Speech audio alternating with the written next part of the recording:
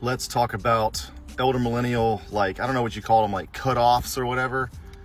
I'll explain this. So, the major things that happened just when we were a little bit too old. So, first I would say, like, the biggest one is Pokemon. I think pretty much everybody our age, like the elder millennial specifically, I think if you're a millennial, or definitely younger millennial, you were the first generation to like it. But I think I was like 14 when it came out, and I was just done. So with, like, I think it was just too weird. The Pokemon didn't talk. I mean, they talked, but they didn't, like, they only said their names. I just thought that was, like, kind of ridiculous. Like, like the main character's Ash, and he's not doing his own fighting. It was cockfighting for kids. So I just think that I think I'm not alone. I think most people, like, that are pretty much my age, like, never really got into Pokemon. So that was another one. Another one, let's talk about anime. Talking about Pokemon, I think people forget Pokemon is an anime, but this really is like a cutoff.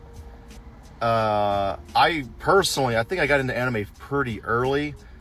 I got into it before Toonami, and that, like, it aired on the Sci-Fi Channel, and it wasn't even TV shows. It was R-rated movies. I say this all the time. It wasn't Dragon Ball that got me in anime. It was Akira and Ghost in the Shell and Ninja Scroll, Street Fighter, the animated movie. So that's another one that was, like, kind of a huge cutoff. I talked about in a previous video that I think a lot of millennials left Nickelodeon before SpongeBob. So there's another big one where, you know, most of our Nickelodeon, again, was Snick and Rocko's Modern Life and Doug and Ah Real Monsters, stuff like that. Shout out to my brother and me as well, you know, Goo Punch and all that. But anyway, so it's another big cutoff. It makes, these kind of things make our generation a little weird, I think.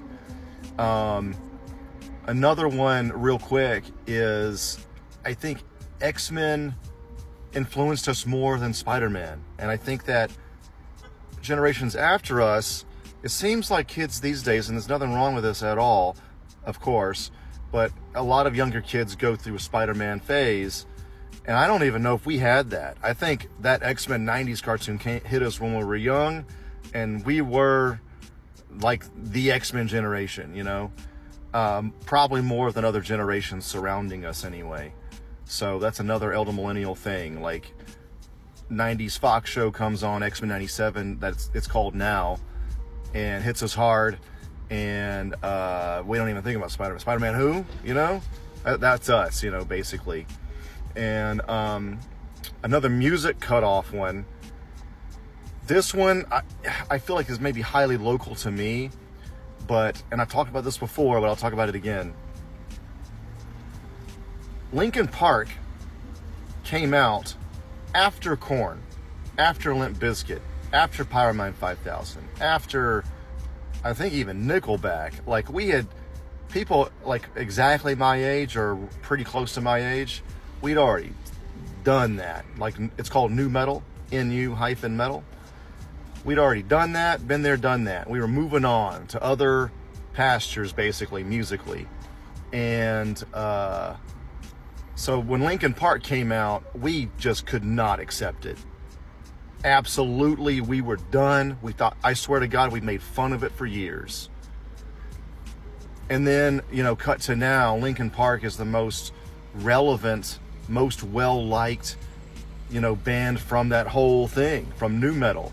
So, but to me, and I feel like you have to be very close to my age. You can't even be like 3 years younger or older. It has to be pretty close to think that. But I'm pretty sure everybody kind of in that realm, like, I just remember, like, really not accepting Linkin Park. And it's weird to me seeing their acceptance now.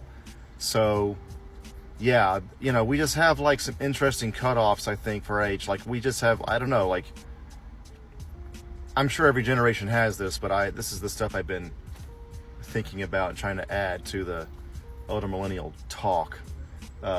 Let me know if you have any more, but there's just some stuff very specific to us. Oh man, I was about to end the video without talking about this. I'm glad I could add to it.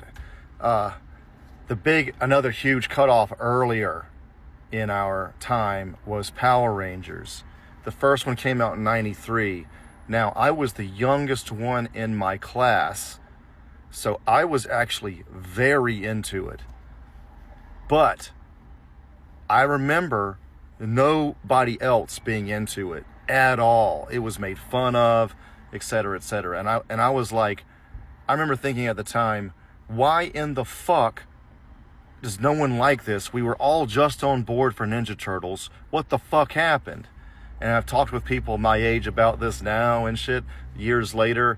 And apparently, I mean, A, it was just way too cheesy, but B, it being live action, even being that age, you just couldn't accept it. But for me, I didn't care if it was live action. It looked cool. I thought it was very cool. So, and I've heard many people my age say like that was their Pokemon. Like for me, Pokemon was like, okay, I think I'm kind of done. I can't really accept this new kid thing.